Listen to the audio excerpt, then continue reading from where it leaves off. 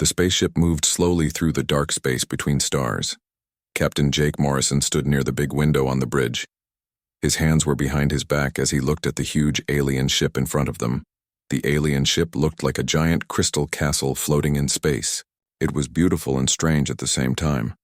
3 months had passed since Earth got the message. 3 months since the aliens called the Confederation sent an invitation to join them. They said there were 47 different alien races living together in peace across the galaxy. 3 months since humans learned they were not alone in the universe. A young woman named Sophie walked up to the captain. She was holding a tablet computer that glowed with alien writing. Sophie was only 30 years old, but she knew many languages. She could understand alien words better than anyone else on the ship. "Captain, the aliens are sending us the final directions. We can dock with their ship soon. Ambassador Velshara will meet us. She is very important to them." Jake nodded. His face showed he was worried. Everything about this meeting had to go perfectly.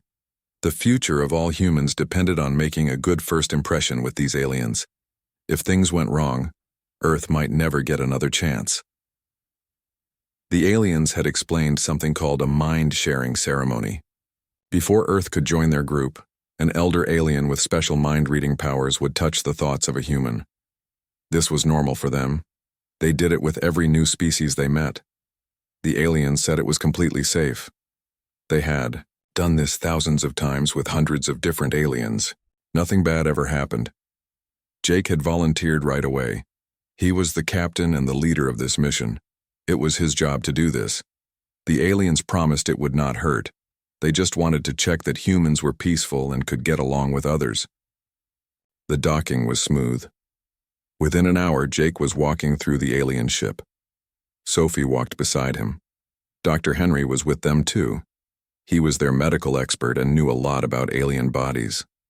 The hallways seemed to glow from the inside. The light moved and changed colors. It was like nothing they had ever seen on Earth. The greeting room was very big. The walls were clear like glass. They could see all the stars outside. In the center of the room stood Ambassador Velshara. She looked like a mix between a praying mantis and a flower. Her body was covered in crystal that reflected light into rainbow colors. Next to her stood the mind reader Elder. Elder Kreshnar was unlike anything Jake had imagined. The being looked almost see-through. You could see what looked like glowing threads under their skin. They had large, dark eyes that seemed very old and wise. The Elder was nearly 7 feet tall. Their hands had 4 long fingers that were folded in front of them. "Captain Jake Morrison, we welcome you on behalf of the Confederation of Aligned Worlds. This is Elder Kreshnar. They will do the mind-sharing ceremony with you." Jake stepped forward. He almost reached out to shake hands but remembered that aliens did not do that. Instead, he put his hand over his heart. This was the universal peace sign that all Confederation aliens used. "The honor is ours, Ambassador. Elder Kreshnar Dower." The Elder's voice came directly into Jake's head. It felt strange but not bad. "Captain Morrison, please do not be afraid. This is simple and does not hurt. I will touch your mind briefly. I will only read your surface thoughts and feelings. This lets us know that your species has no hidden evil plans. It shows us that you can live peacefully with others."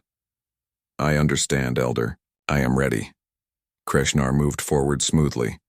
They raised one see-through hand toward Jake's forehead. The captain forced himself to stay still. Every part of him wanted to step back from the alien touch. But he stayed where he was. When the Elder touched him, Jake felt something brush against his thoughts. It was gentle and curious, like a soft wind touching leaves on a tree. He tried to think peaceful thoughts. He wanted to show humanity's desire for friendship and working together. But the presence did not stop at his surface thoughts. Jake felt the Elder's mind push deeper. It was not rough or mean, but it went further than expected. Maybe they were just being careful. Maybe something about human minds was different and needed more checking. Then Jake felt something change. The gentle presence became a sharp spike of shock. It went through the mental connection like lightning. Elder Kreshnar's large eyes became huge. The dark pupils got bigger and bigger until they seemed to fill the whole eye. The elder stumbled backward.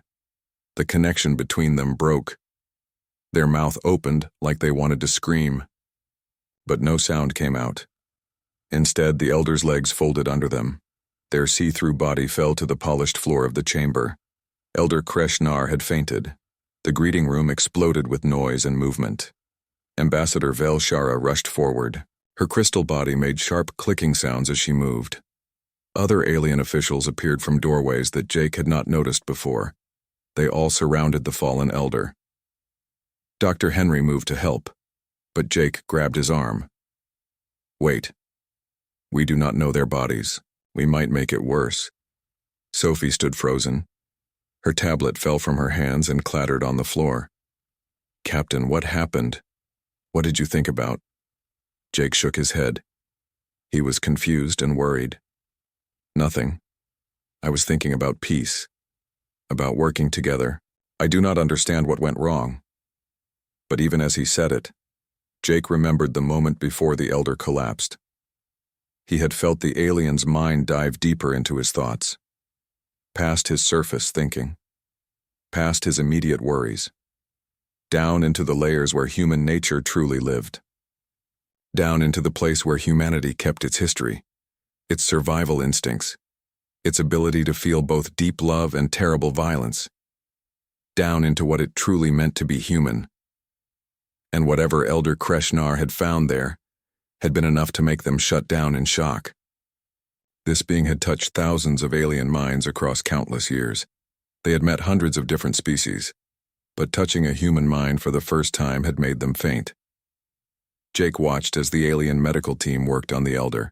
They moved their hands over the body. Strange lights appeared. Soft humming sounds filled the air. But the elder did not wake up. They just lay there, their see-through form completely still. Ambassador Velshara finally turned to face the humans. Her rainbow colors looked darker now, like her mood had changed her very body. Captain Morrison. In 10,000 years of Confederation history, nothing like this has ever happened. Never has an elder fainted during a mind-sharing ceremony. We must understand what went wrong. Jake felt his stomach twist with fear. Had he somehow hurt the elder? Had humanity just failed its only chance to join the galactic community? What had the elder seen in his mind that was so terrible? I promise you, Ambassador, I was not thinking anything violent or bad. I wanted peace. I wanted friendship. I do not know what caused this. The ambassador's crystal form seemed to dim even more. That is what concerns us most, Captain. If you were not thinking anything hostile, then why did Elder Kreshnar react this way? What is it about human minds that could cause such a response? Sophie stepped closer to Jake.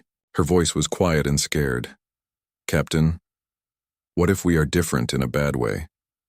What if there is something wrong with how human minds work? Dr. Henry was checking his medical scanner, but it could not tell him anything useful about the alien's condition. He looked up at Jake with worried eyes. Whatever the elder saw in your mind, it was powerful enough to overwhelm them completely. These beings have evolved to read minds. It is what they do. For something to shock them this badly means they found something they never expected, something they were not prepared for. Jake looked down at the unconscious elder. The being looked so fragile now, so vulnerable. He felt guilty even though he did not know what he had done wrong. The ambassador spoke again. Her voice was formal and cold now. Captain Morrison, I'm afraid we must place your ship under temporary quarantine. Until we understand what happened here, we cannot allow contact between humans and other Confederation species. For everyone's safety. Jake wanted to argue, but he knew it was fair. If the situation was reversed, if an alien had somehow hurt a human during first contact, Earth would do the same thing. We understand, Ambassador. We will cooperate fully. Please just help the elder. And when they wake up, maybe they can explain what happened. If they wake up, the ambassador said quietly. Those words hung in the air like a threat. Jake felt the weight of the entire human race on his shoulders. He had been so sure this meeting would go well, so confident that humanity was ready to join the stars. Now he was not sure of anything. All he knew was that somewhere deep in his mind, in the place where human nature lived, there was something that had terrified a being who had seen countless wonders and met hundreds of alien species. Something that had made an ancient, powerful elder simply faint in shock. And until they understood what that something was, humanity's future among the stars hung in the balance. The medical room on the alien ship was amazing. Dr. Henry had never seen anything like it. Special healing pods lined the walls. Each pod held swirling clouds of glowing matter that could heal injuries from dozens of different alien bodies at the same time. It was technology far beyond anything Earth had. Elder Kreshnar lay in the biggest pod. Their see-through body floated in a gentle blue glow.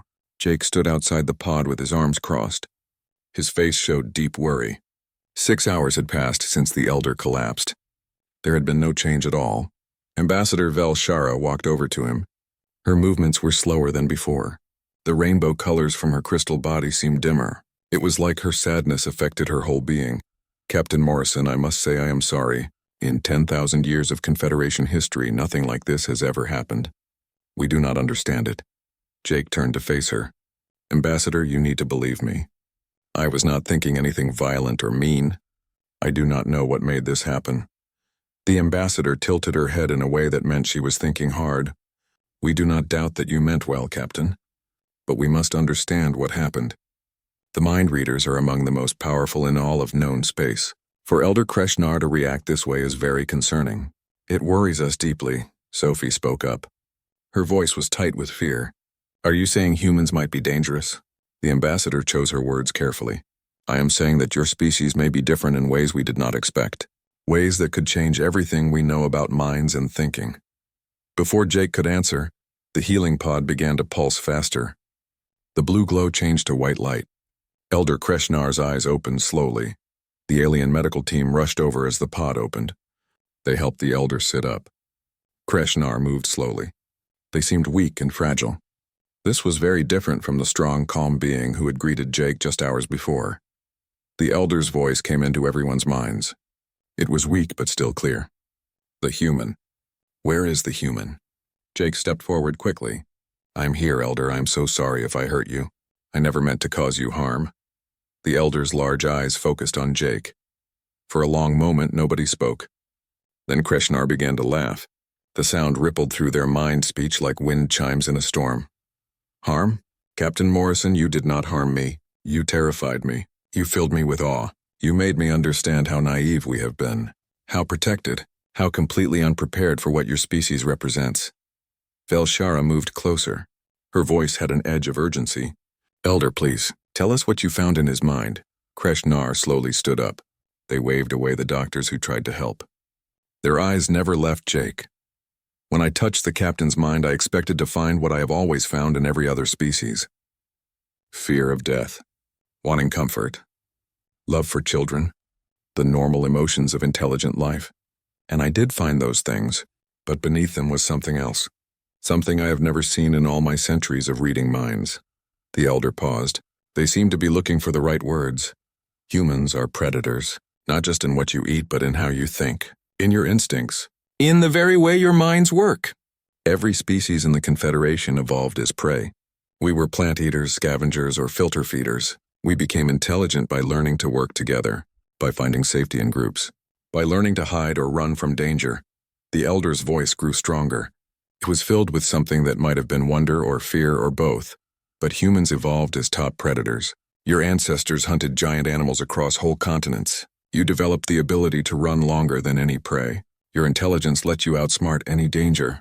You learned to work together to bring down creatures 10 times your size. And you never lost those instincts even as you built cities and civilizations. They are woven into every part of your mind. Jake felt a chill run down his back. He had never thought of humans this way before. I do not understand, Elder. Are you saying we are dangerous? Dangerous? Maybe. But that is not what made me faint. The elder's eyes seemed to glow brighter. What overwhelmed me was finding that humans can also feel deep compassion despite those hunting instincts. No, not despite them. Because of them. The elder moved closer to Jake. Their presence was both unsettling and somehow comforting. Captain, when I touched your mind, I saw your memories. I saw your species past. The wars, yes. the terrible ability to be violent. But I also saw something else. I saw humans who ran into burning buildings to save strangers. I saw soldiers who jumped on grenades to protect their friends. I saw ordinary people who gave their last food to hungry children. I saw a species that was born as hunters but chose again and again to protect the weak instead of hunt them. Krishnar's mind voice grew softer. It was almost reverent. Your species made friends with wolves. You took creatures with fangs and claws, other predators like yourselves, and you turned them into companions, into friends, into family. You looked at dangerous animals and decided not to fear them or fight them, but to share your homes with them. What prey species does that? What prey species even thinks of such a thing? A shocked silence filled the medical room. Velshara's crystal body had gone completely still. But that is not the most amazing thing. The most amazing thing is that humans created art, music, stories, philosophy. You built monuments not to war but to beauty. You wrote poems about love and loss. You painted pictures of sunsets and flowers and moments of brief joy. You took your hunting intelligence, that huge ability for planning and pattern finding, and you used it to create meaning, to find purpose beyond just staying alive. The elder looked at all the aliens gathered around. When I went into Captain Morrison's mind, I touched 10,000 years of human history. I saw empires rise and fall. I saw your species survive ice ages and diseases. I saw you split the atom and reach for the stars. But most of all, I saw an endless drive not just to survive but to improve, to be better, to reach higher, and that drive exists in tension with your hunting nature, not in harmony with it. You are a species always at war with your own instincts, choosing kindness over violence, creation over destruction, hope over fear, and you do it while knowing, always knowing, that you can do terrible things. Jake felt his throat get tight with feelings he could not name. That is why I fainted, Captain, not from fear or disgust, but from the overwhelming nature of what it means to be human. You are the first species the Confederation has met that became intelligent not by running from danger, but by facing it, not by hiding from predators, but by being predators. And yet you chose to reach for the stars with open hands instead of closed fists. Kreshnar put a see-through hand over their heart in a gesture of deep respect. Humanity terrifies me, Captain Morrison, but not because you are dangerous. You terrify me because you represent something we never imagined was possible. You are proof that predators can choose peace, that hunters can become healers, that the strong can protect the weak not because they have to, but because they want to. Jake felt tears in his eyes. He had come to the stars worried that humanity was not good enough, not advanced enough, not worthy of joining the galactic community. But the elder was telling him something different, something that made his chest feel tight with pride and responsibility. Elder Kreshnar, I do not know what to say. You have given me a gift. You have shown me what it means to be human in a way I never understood before. We are not perfect. We have done terrible things. But we try. Every day we try to be better. The elder smiled. It was an expression that somehow worked even on their alien face. That is exactly what I saw in your mind, Captain. The trying. The constant effort to be better than your instincts tell you to be. That is what overwhelmed me. That is what made me faint. Sophie wiped tears from her own eyes. So what happens now, Elder? Will the Confederation accept us? Kreshnar looked at Ambassador Velshara. The choice is not mine alone, but I will tell the Council what I found, and I will tell them that humanity should not just be accepted into the Confederation. You should be celebrated. You represent something new, something that will change us all for the better. The ambassador's crystal body began to glow brighter again. Her colors returned. Hope is a powerful thing, Elder. You have given it not just to the humans, but to all of us. Perhaps the Confederation has been too safe for too long. Perhaps we need the perspective that only a predator species can bring. Dr. Henry finally spoke up. He had been quiet this whole time, just listening and learning. With all respect, Elder, what you saw in Captain Morrison's mind, is that true for all humans? Kreshnar nodded slowly. I believe so, Doctor. The predatory instincts are part of your species, but so is the choice to use those instincts for good. That combination exists in all humans. It is what makes you unique in all the galaxy. Jake looked around the medical room, at the advanced technology, at the aliens who had been so afraid of him just hours ago, at his own team who had supported him through this strange and terrifying experience. We will not let you down, Elder. We will show the Confederation that your faith in us is not misplaced. We will be partners, Friends, we will share what we know while learning from you. The elder's eyes seemed to shine with emotion. I know you will, Captain. That is what I saw in your mind. That determination, that hope, that refusal to give up or give in, those are predator qualities used for noble purposes. The Confederation High Council meeting room was built to hold representatives from all 47 member species. The space was huge. Different areas were made for different kinds of bodies. Some areas were filled with water for fish like aliens. Others glowed with radiation that would kill most life but felt comfortable to silicon-based beings. The room showed the Confederation's commitment to accepting all kinds of life. But today the room was tense with worry and fear. Ambassador Velshara stood at the center speaking platform. Her crystal body reflected the nervous energy that filled the space. Behind her was a huge screen showing a recording of Elder Kreshnar's explanation. The recording showed everything the Elder had discovered in Captain Morrison's mind. The council had watched in complete silence. Now they exploded into loud debate. This is unprecedented.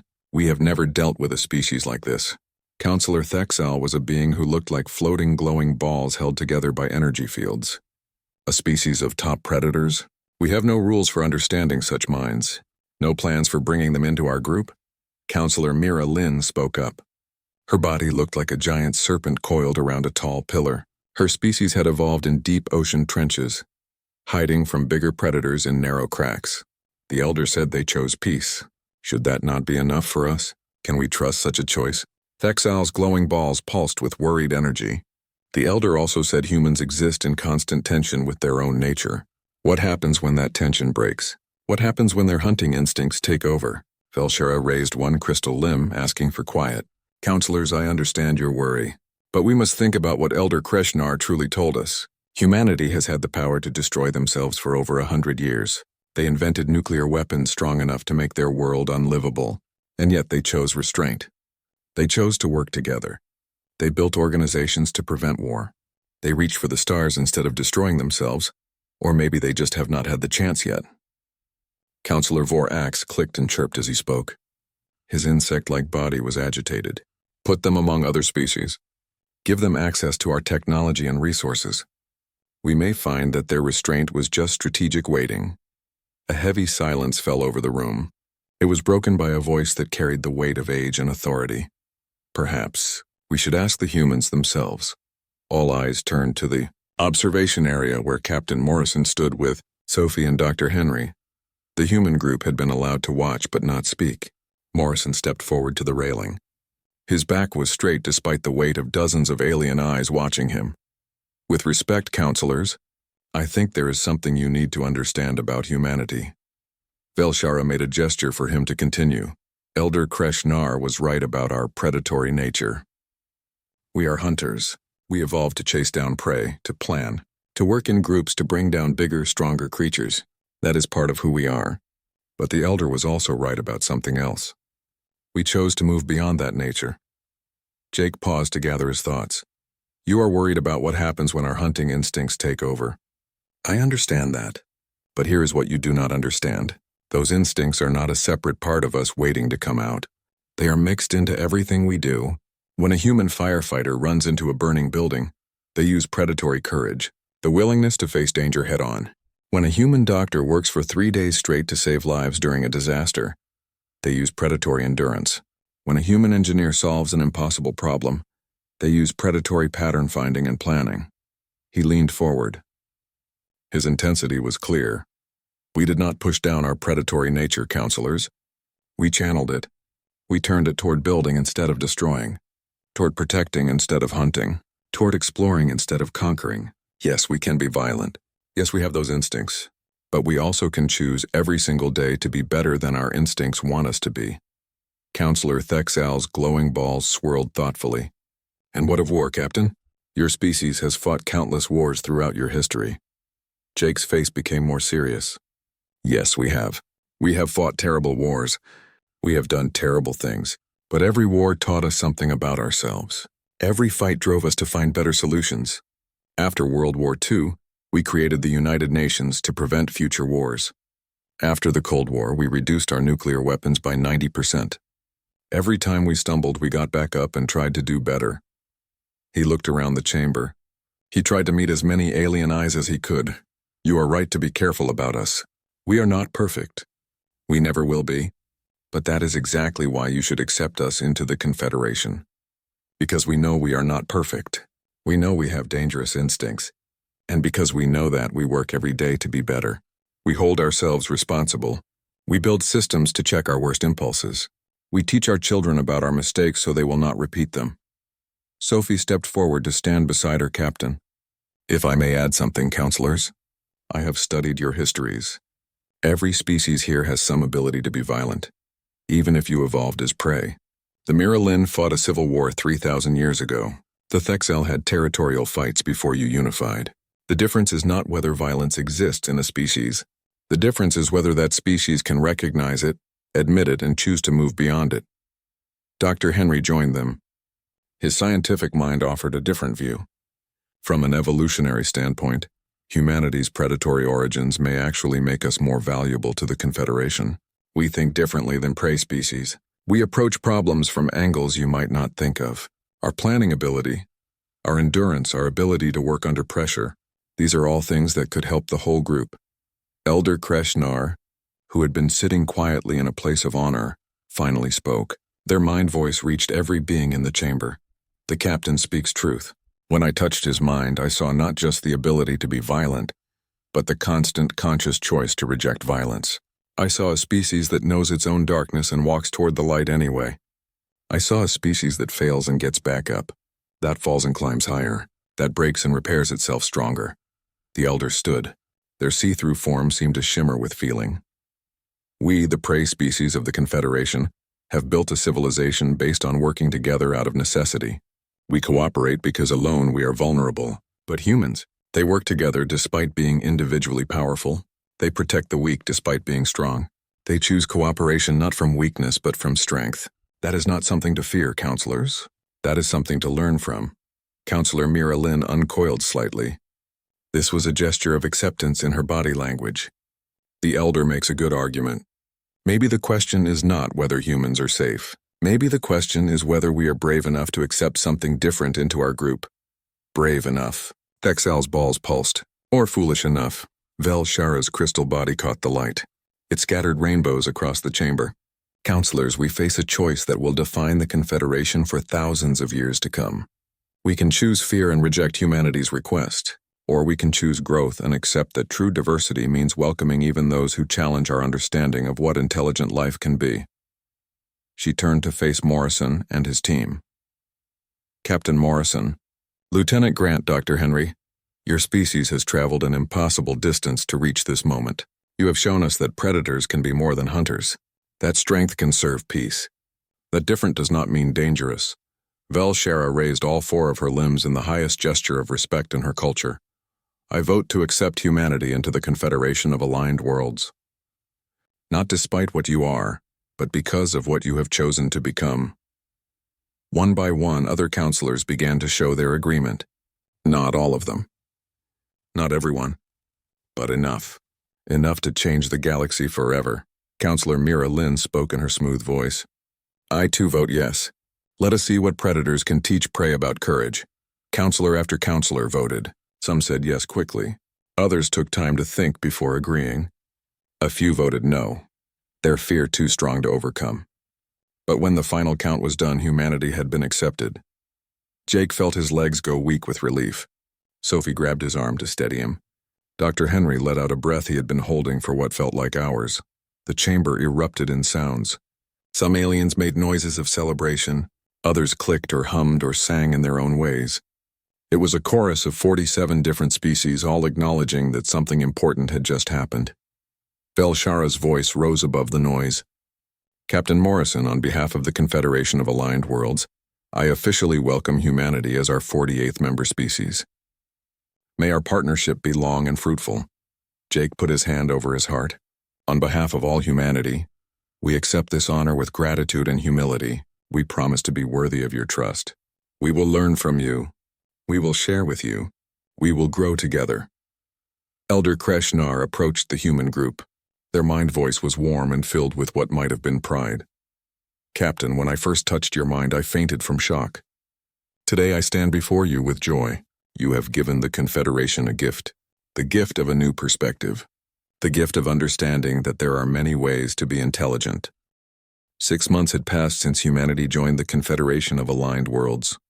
Earth had changed completely. When people learned they were not alone in the universe, cities around the world celebrated for weeks.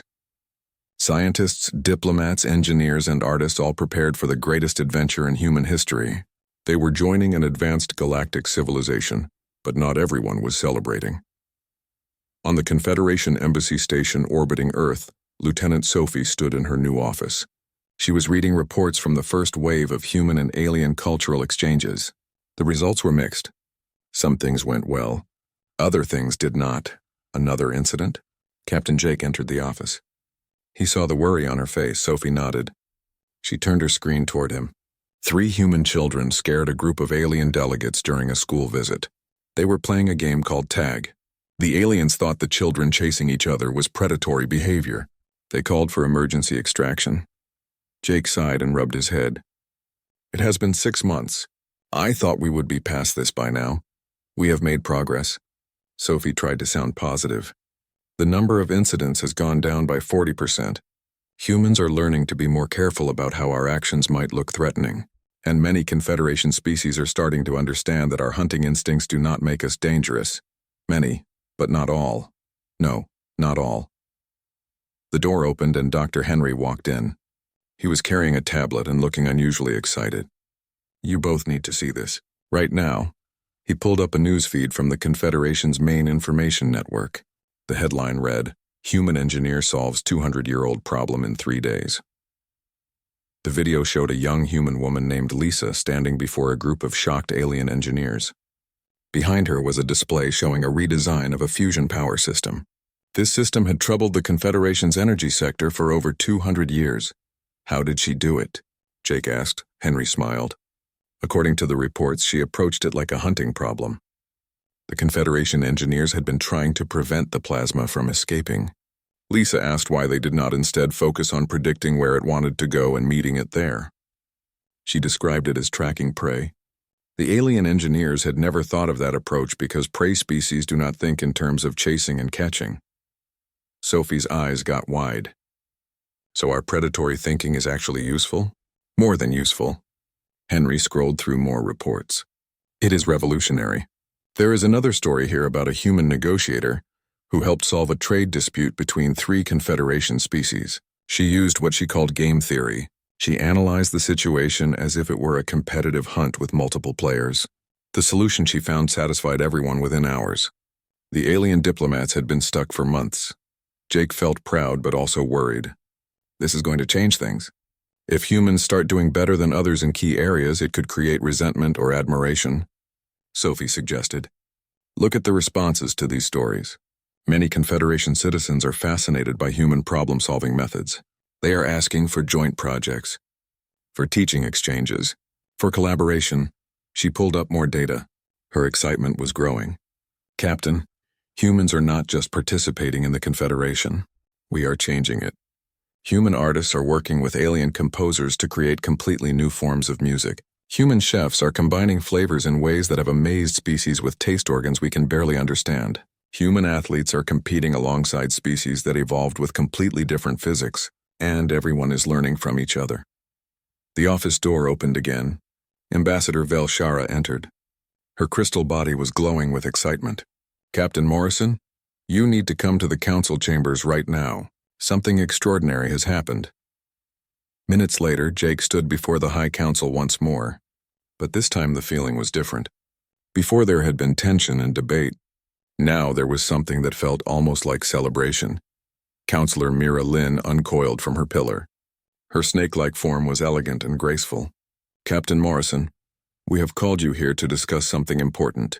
Over the past 6 months, we have watched humanity join the Confederation. The results have been both remarkable and challenging. Jake felt his stomach tighten. Counselor, if this is about the incidents with the children, she raised a limb to stop him. This is not about those incidents, Captain. Those are just growing pains. Nothing more. No, this is about something far more important. Humanity has shown us ways of thinking we never imagined. You approach problems from angles that never occurred to us because we evolved in completely different ways. Your predatory thinking is not a problem. It is a gift. Counselor Thexal's glowing balls pulsed in agreement. We have spent 10,000 years building a civilization based on cooperation born from shared vulnerability. But in that time we have become comfortable. Perhaps too comfortable. Humanity has reminded us that growth requires challenge, that new ideas demand new perspectives. Belshara stepped forward. The Council has voted to create a new program. We are calling it the Diversity of Thought Initiative.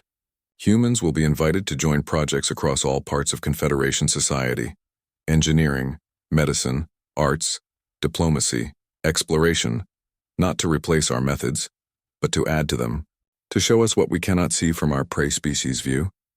Jake felt a wave of feeling wash over him. Ambassador Counselors, humanity accepts this honor with thanks. We have so much to learn from you, and if we can offer new ways of thinking in return, we are eager to do so. Elder Kreshnar's mind voice filled the chamber. It was warm and what might have been proud. Captain, when I first touched your mind, I fainted from the shock of finding something so completely different from everything I had known. Today I think about your mind again, and what I find is not shocking. It is inspiring. Humanity has shown the Confederation that diversity is not just about different body types or different chemistries. It is about different ways of thinking, different approaches to life itself. The Elder looked across the council chamber. We invited humanity to join us, thinking we were doing them a favor, bringing a primitive species into an advanced civilization. But in truth, they have done us the favor. They have reminded us that there is always room to grow, always new ways to see things, always different ways to be intelligent. Jake stood straighter. He felt the weight of representing all humans settle on his shoulders once more. Elder Kreshnar, counselors, humanity will not disappoint you. We will work hard to earn the trust you have given us. We will share our ways of thinking while staying open to yours. We will be both teachers and students. He paused, then added with a slight smile, and we will try very hard not to scare any more children with games of tag. The chamber filled with sounds of laughter. Each species laughed in their own way. And in that moment, Jake understood that humanity had truly found its place among the stars. Over the next weeks, the Diversity of Thought Initiative began. Human engineers joined alien teams working on everything from faster-than-light travel to medical breakthroughs. Human artists taught aliens about perspective and color theory in ways that opened new forms of expression. Human teachers showed alien students how to think strategically and plan ahead. But it was not just humans teaching. Aliens taught humans patience. They taught the value of considering every option before acting. They taught the importance of community and consensus. The exchange went both ways. Sophie found herself working with a team of linguists from 6 different species. Together, they were creating a new translation system that could handle not just words, but cultural context and emotional nuance. The project would have been impossible without both human pattern recognition and alien emotional sensitivity. Dr. Henry led a medical research team studying pain management. Human understanding of endurance and pushing through discomfort, combined with alien knowledge of neural pathways, led to breakthroughs that helped all species, and Jake found himself serving as a bridge between human and alien military forces, not for war but for search and rescue operations. Human tactical thinking combined with alien technology saved lives across the galaxy. One evening, Jake stood on the observation deck of the embassy station. Earth floated below him, beautiful and blue. Sophie came to stand beside him. "Thinking about home?" she asked. Jake nodded. "Thinking about how far we have come. 6 months ago, an elder fainted from reading my mind. They were so shocked by what they found. And now look at us. We are teaching the galaxy new ways to think. We are learning from them. We are growing together." Sophie smiled. The elder was right to faint. What they saw was overwhelming, but it was also beautiful. The idea that predators can choose peace, that hunters can heal, that strength can serve kindness. Jake looked out at the stars. Somewhere out there were 47 other species. No, 48 now, including humanity. All different, all unique, all bringing something special to the collective whole. "We are not perfect," he said quietly. "We still make mistakes. We still scare alien children with our games. We still sometimes think like predators when we should think like partners. But we are trying," Sophie replied. "Every day we are trying to be better." And that is what the elder saw. That is what made them faint. Not our capacity for violence, but our constant choice of peace. Not our hunting instincts. 2 years after humanity joined the Confederation, the galaxy faced its first major crisis, and it would be humanity's response to that crisis that would define their place forever. The crisis began in the Outer Rim. This was a region of space where the Confederation ran mining operations on several planets rich in resources. A massive solar flare from an unstable star had damaged 3 mining platforms. The platforms were now falling from orbit. 20,000 workers from 17 different species were trapped. They had less than 72 hours before the platforms would burn up in the planet atmospheres below. The Confederation responded right away. They sent rescue ships from the nearest hub world. But the math was grim. The rescue fleet would arrive too late by at least 18 hours. 18 hours that meant the difference between life and death for 20,000 beings. Captain Jake stood in the emergency control center on the embassy station. He watched the crisis play out on the big displays. Sophie worked at a nearby computer. She was talking with Earth to gather any human resources that might help. Dr. Henry studied the technical data. He was searching for any solution they had missed. The numbers do not work, Sophie said. Her voice was tight with frustration. Even if we launch every human ship that can make the trip, we would still arrive too late. The distance is just too far. Jake studied the displays. His mind was racing. 20 years of military service had trained him to think tactically, to find solutions in impossible situations.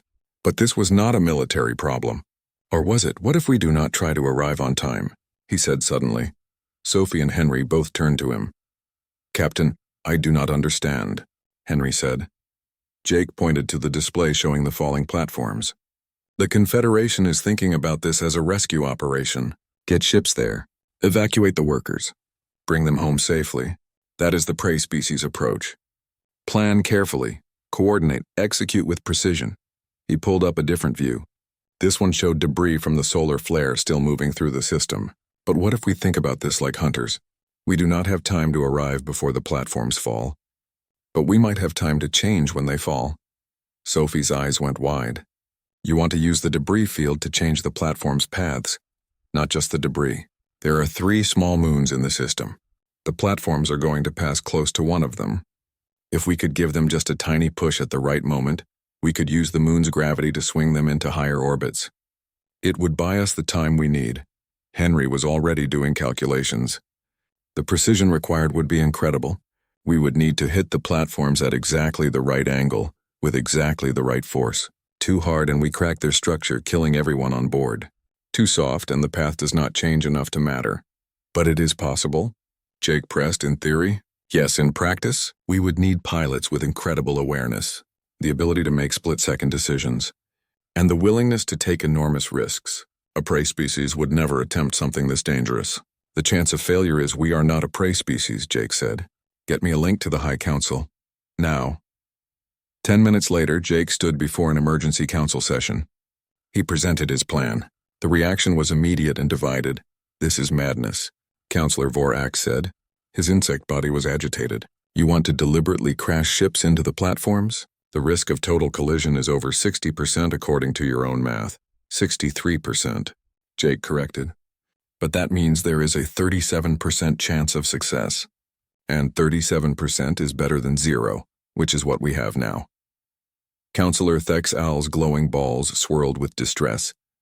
Even if the plan works, you are asking pilots to fly directly into a debris field, to make moves that could kill them instantly if they miscalculate by even a fraction.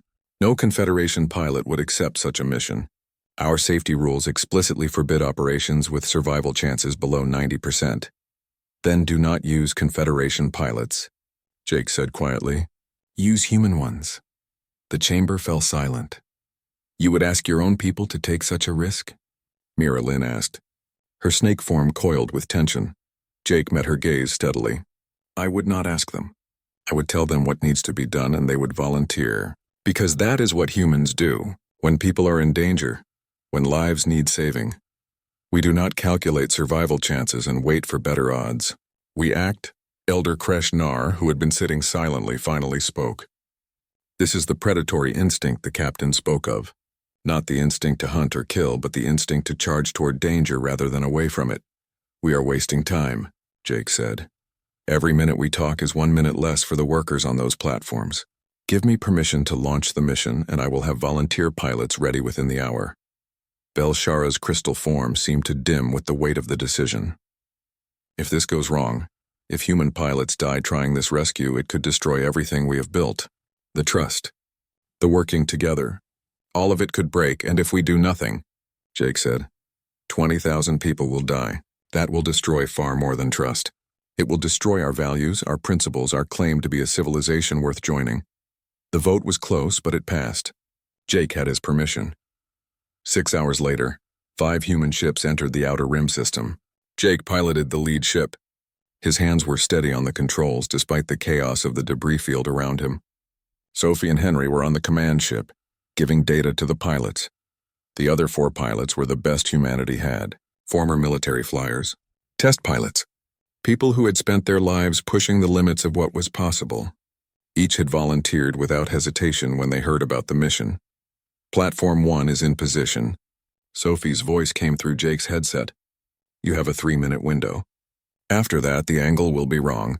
Jake pushed his ship forward. He moved through chunks of metal and frozen gas that could tear through his hull like paper. His predatory instincts were fully awake now. His mind was calculating paths and chances with the speed of a hunting animal tracking prey. Except in this case, the prey was a precise point in space and time. And the hunt was to save lives rather than take them.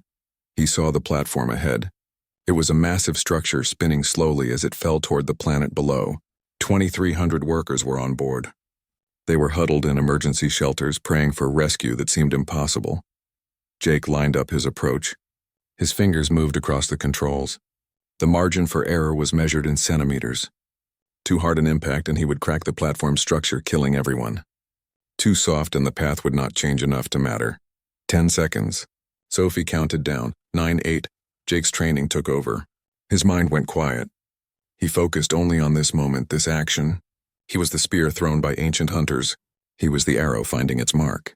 He was precision and purpose made real. 3, 2, 1. Impact. Jake's ship struck the platform at exactly the right point with exactly the right force. The impact shook him in his seat. Alarms screamed as his hull buckled. But the platform's path shifted just slightly, just enough. Platform 1 path adjusted. Henry's voice was jubilant. "It is working." Over the next 2 hours, the other 4 pilots did their jobs with equal precision. Platform 2, Platform 3, each impact perfect. Each path shifted by exactly the needed amount. The platform swung past the moon. Gravity pulled them into higher, stable orbits.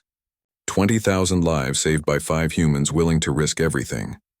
When Jake docked back at the embassy station, he found the entire Confederation Council waiting for him.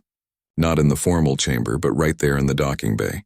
They stood among the maintenance workers and cargo handlers like ordinary citizens. Elder Kreshnar stepped forward.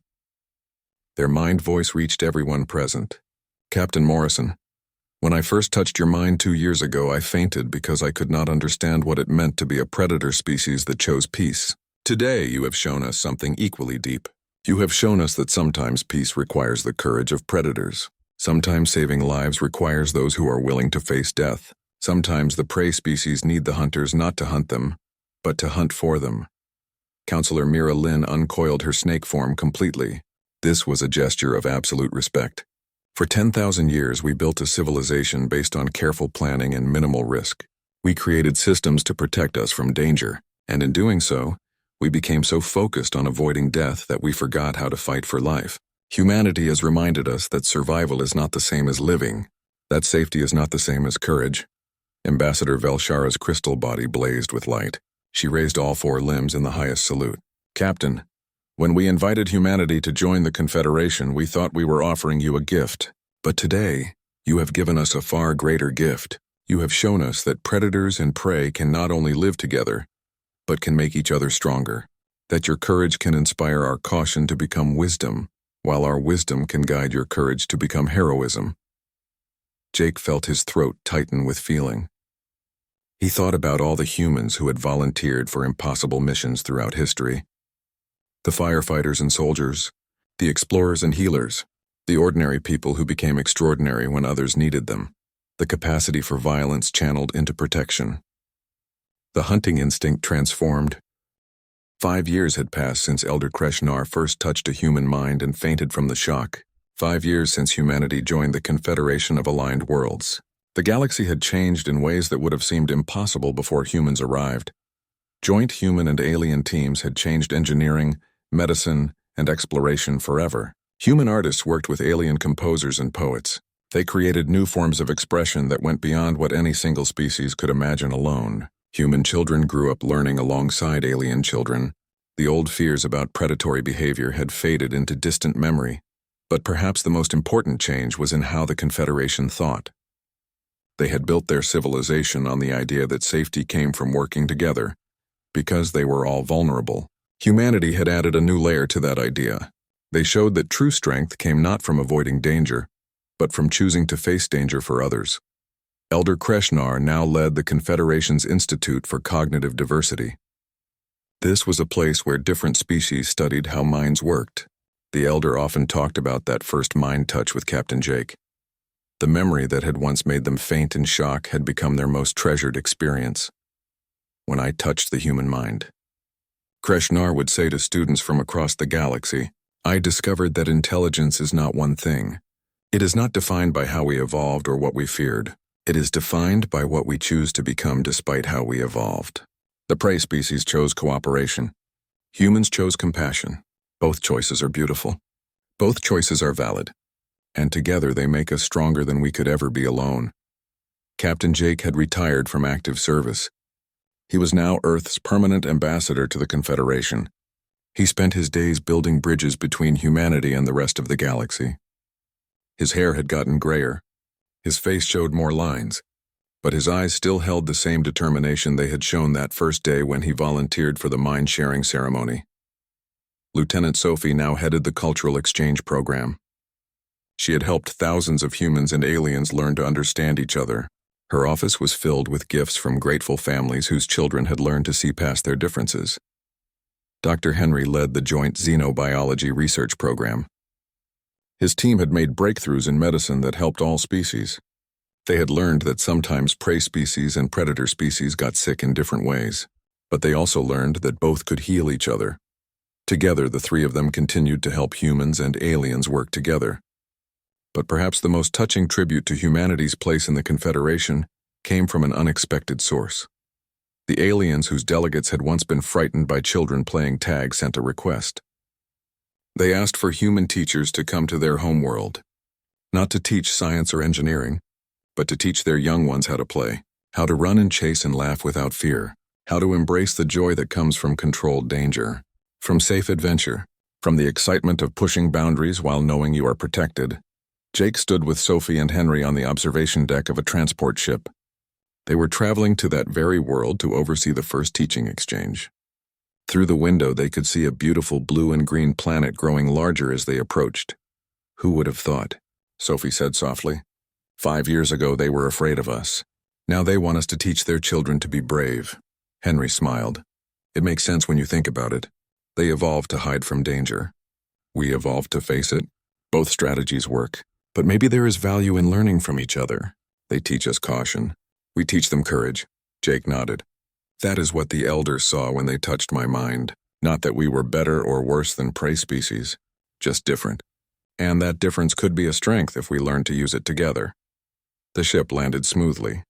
As they walked down the ramp, Jake saw hundreds of alien families waiting for them. Parents held their children's hands. The young ones looked curious and a little nervous, but there was no fear in their eyes. Not anymore. A local official greeted them.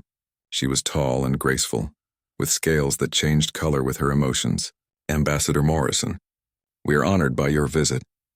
Our children are eager to learn from human teachers. Jake smiled warmly. The honor is ours, and please just call me Jake. We are all friends here.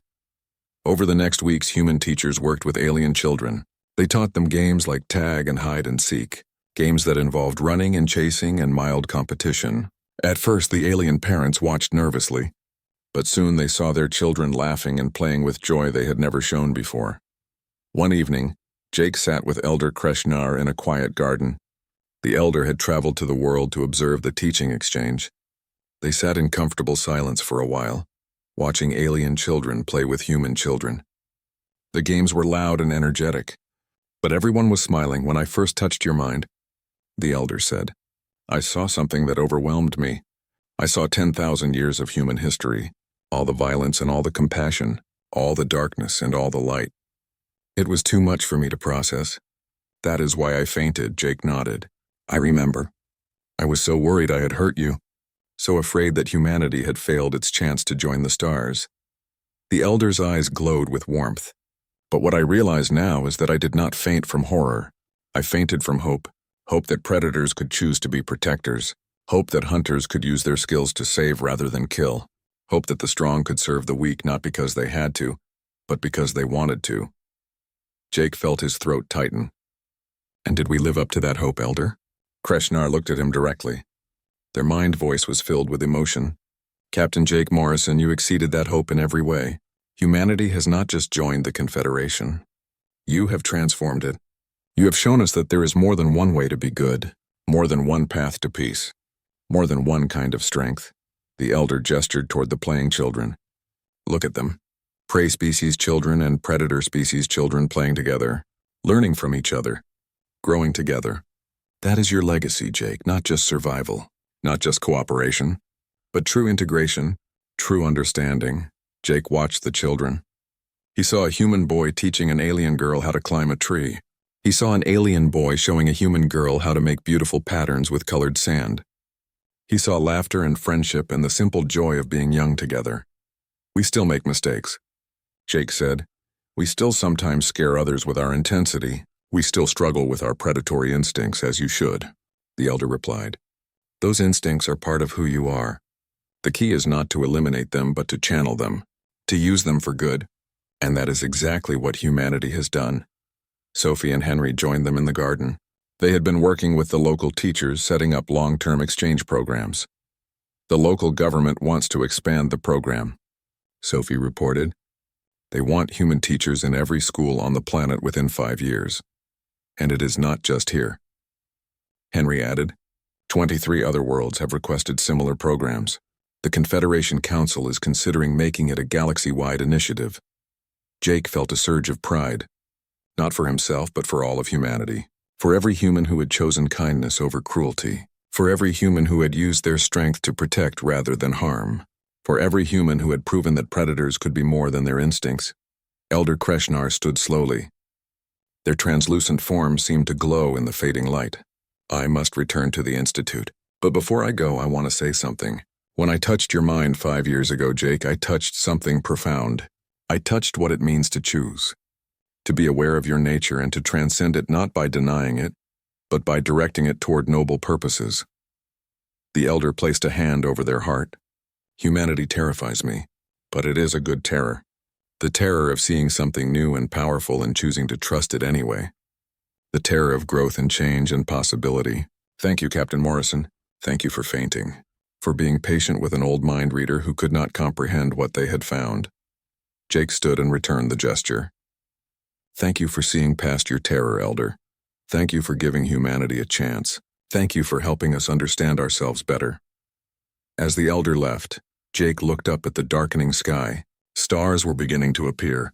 Somewhere out there were 48 different species, all different, all unique, all learning from each other, and humanity was part of that, not as conquerors or threats, but as partners, as teachers, as students, as proof that even predators could choose peace, that even hunters could become healers, that even the strong could serve with kindness.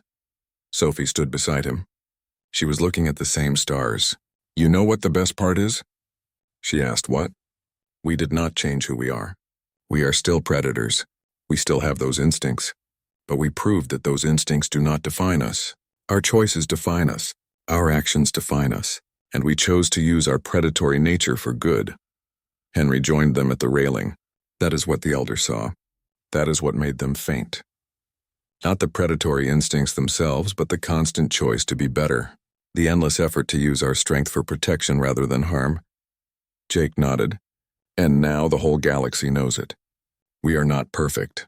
We never will be. But we are trying. Every day we are trying to